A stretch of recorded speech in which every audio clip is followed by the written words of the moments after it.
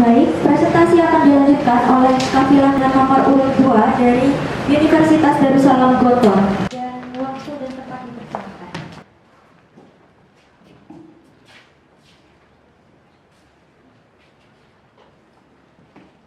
Bismillahirrahmanirrahim. Selamat pagi hadirin sekalian yang terhormat Dewan Juri yang berbahagia, yang terhormat Panitia Gebiar Brawijaya Qurani Nasional 2024, dan yang kami hormati hadirin sekalian.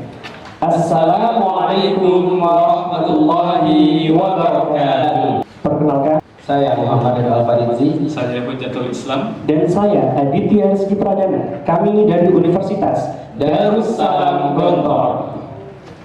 Tahukah teman-teman sekalian, pada tahun 2023, anak-anak disabilitas memiliki peluang lebih rendah untuk menyelesaikan pendidikan dibanding dengan anak-anak pada umumnya. Bisa kita lihat di sini, sebanyak 36% anak dengan disabilitas tidak sekolah. Sementara hanya 8% anak tanpa disabilitas menghadapi situasi yang sama. Padahal, sebagaimana yang kita ketahui, pendidikan merupakan suatu hal yang sangat fundamental bagi suatu negara. Kenapa demikian? Karena pendidikan bertujuan untuk menumbuh kembangkan budi pekerti, moral, dan seluruh aspek sosial bagi anak-anak. Dalam Undang-Undang Dasar 1945, Pasal 31 ayat 1 dinyatakan bahwa setiap warga negara memiliki hak yang sama untuk memperoleh pendidikan.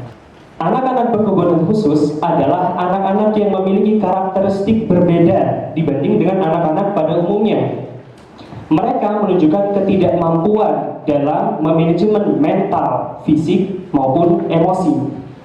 Salah satu jenis dari anak-anak berkebutuhan khusus adalah tunagrahita atau disabilitas intelektual.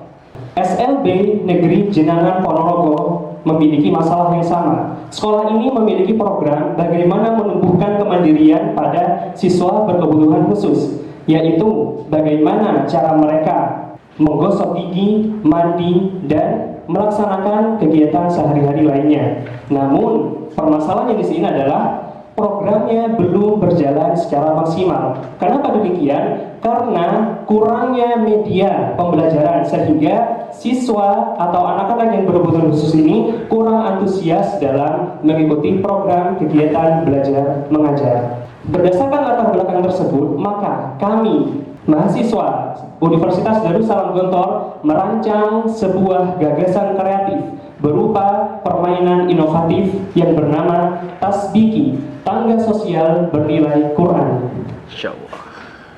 Al-Quran merupakan pedoman bagi umat Islam.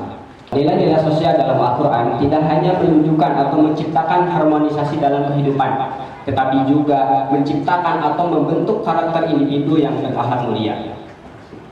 Maka dari itu, ide tasbiki ini merupakan ide yang tepat untuk menerapkan nilai-nilai sosial dan moral sesuai dengan ajaran Islam terhadap anak-anak, terkhusus anak tunagrahita. Tasbiki merupakan singkatan dari tangga sosial bernilai Qurani. Tasbiki ini merupakan permainan yang dirancang khusus untuk meningkatkan perilaku sosial anak tunagrahita. Permainan ini tentunya memiliki konsep yang sama dengan permainan luar tangga pada umumnya. Namun, kita memodifikasi dengan menambahkan nilai-nilai Qurani dalam setiap langkah dan aturan permainannya. Konsep permainan ini dirancang untuk mendukung dan menciptakan pembelajaran yang menyenangkan dan interaktif, sekaligus menanamkan nilai sosial moral sesuai dengan ajaran Islam. Aspek sosial yang ingin dicapai dalam permainan ini tentunya adalah nilai-nilai sosial yang ada dalam Al-Quran. Salah satu nilai utama yang disajikan dalam Al-Quran terkait perilaku sosial adalah surat Al-Maidah ayat 2. Allah berfirman, A'udzu billahi minasyaitonir rajim. وَتَعَاوَنُوا عَلَى الْبِرِّ وَالتَّقْوَى وَلَا تَعَاوَنُوا عَلَى الْإِثْمِ وَالْعُدْوَانِ وَاتَّقُوا اللَّهَ إِنَّ اللَّهَ شَدِيدُ الْعِقَابِ. Yang artinya, dan tolong menolonglah kamu dalam kebajikan, dan jangan tolong menolong kamu dalam perbuatan dosa dan permusuhan. Bertakwalah kepada Allah, sungguh azab Allah sangatlah berat. Ayat ini tentunya menekankan kepada kita untuk pentingnya saling menolong. Nah, dalam konteks sosial, umat Islam dianjurkan untuk saling membantu, bekerjasama, dan mendukung dalam hal-hal kebaikan, serta menolak untuk terlibat dalam hal-hal yang melanggar agama atau hal-hal yang merugikan orang lain. Dalam permainan ini terdapat 4 kartu. Yang pertama kartu langkah, kartu nilai, dan kartu tugas, dan kartu soal. Sebagaimana Dewan Juri bisa dilihat, dalam kartu langkah ini menggantikan dadu seperti pada permainan luar tangga pada umumnya. Jadi kita modifikasi kartu langkah ini dengan kartu yang dimodifikasi dengan 3 bahasa Arab, bahasa Inggris, dan bahasa Indonesia. Kemudian yang kedua ada kartu nilai. Kartu nilai ini menyajikan nilai-nilai sosial yang ada dalam Al-Quran, kemudian kami sampaikan kepada anak-anak tunagrahita. Kemudian yang ketiga ada kartu tugas. Kartu tugas ini berisikan tugas-tugas praktis yang harus dilakukan oleh anak-anak tunagrahita. Kemudian yang terakhir ada kartu soal. Kartu soal ini berisi soal-soal tentang nilai-nilai sosial yang dalam Al-Quran yang kemudian harus dijawab oleh anak-anak tunagrahita. Ketika anak-anak tunagrahita itu mampu menjawab soal-soal yang diberikan dalam kartu ini, maka anak-anak diberikan untuk maju 2 langkah. Kemudian jika anak-anak tidak mampu menjawab, diberitahu terlebih dahulu oleh pendamping, kemudian diharuskan untuk mundur 2 langkah dari permainan tersebut. Baik, Dewan Juri hormati. Kemudian mengapa sih harus tasbiki? Di sini kami bisa memaparkan beberapa kelebihan. Di antaranya, tasbiki ini memberikan pembelajaran mengenai nilai-nilai Al-Quran yang mudah dan menarik untuk dipahami oleh anak-anak tunagrahita. Kemudian secara pelaksanaan, tasbiki ini dilakukan dengan metode interaktif sehingga anak-anak tidak hanya sekedar bermain, namun juga mereka aktif belajar untuk meningkatkan daya ingat dan kemampuan diri mereka. Kemudian dalam prakteknya, karena ini merupakan permainan yang dilakukan secara bersama-sama dengan nilai-nilai yang banyak di dalamnya, maka ia berpotensi untuk memicu dan meningkatkan keterampilan sosial pada anak-anak tunagrahita.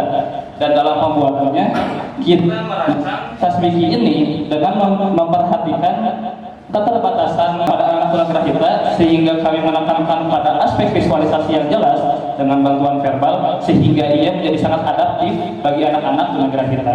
Sementara itu, ada juga beberapa kekurangan dari tasbiki ini, seperti salah satunya kita masih terlalu bergantung kepada kehadiran pendamping. Karena anak tunagrahita ini belum bisa mandiri dan mereka memerlukan pendamping seperti orang tua maupun guru, maka permainan ini belum bisa dilaksanakan secara mandiri oleh anak-anak mereka itu sendiri. Kemudian adanya keterbatasan visualisasi AR atau augmented reality. Dalam hal ini kita mungkin memerlukan suatu perangkat khusus seperti smartphone maupun tablet yang belum tentu dimiliki oleh semua lembaga pendidikan maupun keluarga anak-anak tunagrahita. Dan juga ada permasalahan pada durasi fokus anak, karena ini merupakan permainan luar tangga yang memakan waktu, maka terkadang anak-anak dapat mudah bosan dan tidak semangat dalam memainkan ini.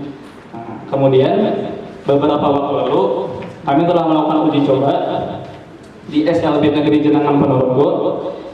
Secara keseluruhan kita mendapatkan respon yang positif dan dinilai bahwasannya tasbiki ini memberikan bantuan yang sangat pesat dalam meningkatkan keterampilan ataupun keterampilan sosial bagi anak. Sementara pesan-pesan tersendiri dari sekali ini merupakan uji validitas kepada Bapak Kepala Sekolah SLB Negeri Jenangan Ponorogo. Menurut beliau, kita mendapatkan respon yang sangat positif bahwasannya tasbiki ini dinilai sangat menarik dan menunjukkan efektivitasnya. Namun dengan beberapa catatan dan beberapa aspek yang perlu diperbaharui. Dan beliau berharap bahwasannya tasbiki ini dapat terus berkembang dan dapat diimplementasikan di sekolah-sekolah inklusif di berbagai daerah di Indonesia. Mungkin untuk penjelasan mengenai tasbiki ini kami cukupkan. Sekian dan terima kasih.